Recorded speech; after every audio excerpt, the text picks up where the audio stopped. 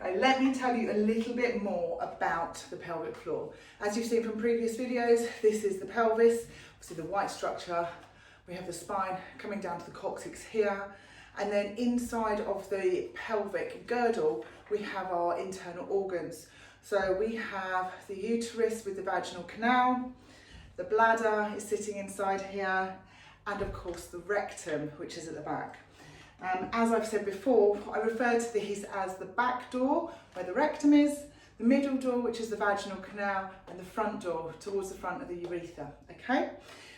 I'm not going to go into full details about the anatomical names for all the muscles, we'll never remember them all. But this is all about learning how to contract and find the pelvic floor muscles so that you can do this at home and learn to find, control and strengthen your pelvic floor muscles. This is a vital muscle contraction that we should all learn to do from a young age and continue to do. Have you ever heard of the term of use it or lose it? So if you don't use a muscle, you lose the capabilities to use it continually. So if we train our biceps, why are we not training our pelvic floor?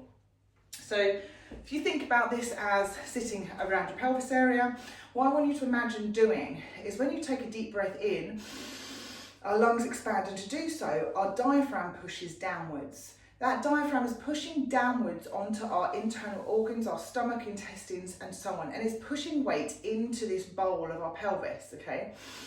So when I breathe in, it pushes down. When I breathe out, that pressure is released. This is key to being able to do a strong pelvic floor contraction. So as I exhale, the diaphragm lifts, and I then lift upwards. So I'm lifting the pelvic floor. So as I breathe out, I squeeze the pelvic floor muscles in and up. Okay, so you're going to imagine you're going to close off back, middle, front all at once. Okay, and we're going to relax in, and then exhale, close and lift inside. Okay, just practice that controlled breath for a moment. So you're going to inhale to relax, exhale, inhale, exhale. Okay, it's a little bit tricky, will take a little bit of mind control to do this, okay? So once we have managed to secure that contraction, I'm going to move on to more advanced skills. Let's take another round together, okay? Do not contract at all on the first breath. I just want you to get in the habit of relaxing your breath. So inhale, relax, exhale. Don't contract anything, just do it again. Okay, inhale, exhale. Okay, so you've got some nice deep breaths. You don't have to make them as loud and as obvious as I am doing them, okay? I also expect to see lots of funny faces as I'm doing this. Here we go. This time I want you to contract. So as you inhale, you're going to relax. Exhale, contract those pelvic floor muscles. Twitch all the doors. Inhale, relax, exhale, contract. Okay, one more time. Inhale, relax, exhale, contract. Wonderful. Have any of you noticed that the muscle across the front of your abdomen is starting to contract when you do this? This is known as the transverse abdominis. You can actually get your fingers right inside there in the pelvis. If you're touching here at the front, dig deep and try and contract that muscle. That's a really good muscle to help support the pelvic floor. So it's not the undercarriage, it's on top of the pelvis at the front here. And as you contract that, that helps to lift. So it does that action. It's part of the abdomen. It's called transverse abdominis. So that will lift.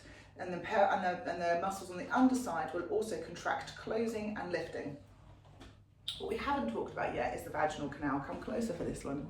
This is my vagina. Okay, oh, sorry, comedy moment. Right, so if you imagine this muscle here, this is your vaginal canal going upwards. So it sits here, okay? Okay, this is also where the babies come out of. It's also where the penis enters when we're having intercourse. So this area is also a muscle, okay? So you want to try and imagine contracting this area upwards as an elevator. Yes, an elevator.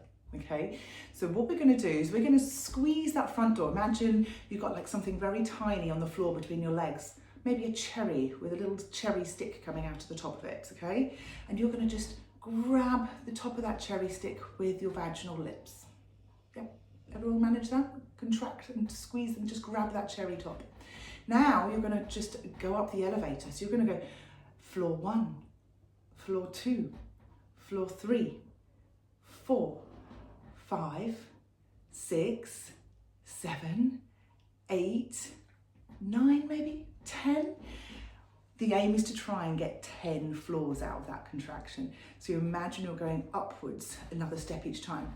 A much more advanced skill is then to learn to drop it. 10, 9, 8, 7, 6. I get to there and I plummet. Okay, I admit I can't go any further than that. So if you can slowly control that contraction going back down, fantastic, okay? Now, when you're doing this controlled contraction, it doesn't necessarily have to be a full recruitment of all the muscles, okay? This is a very fine skill. It's a fine motor skill of our pelvic floor. These are really good for helping to prevent prolapse, to increase muscle tone after trauma, birth, hysterectomies and so on, because we still have some of these internal organs that we need to focus on contracting, okay? It also can help improve your sex life.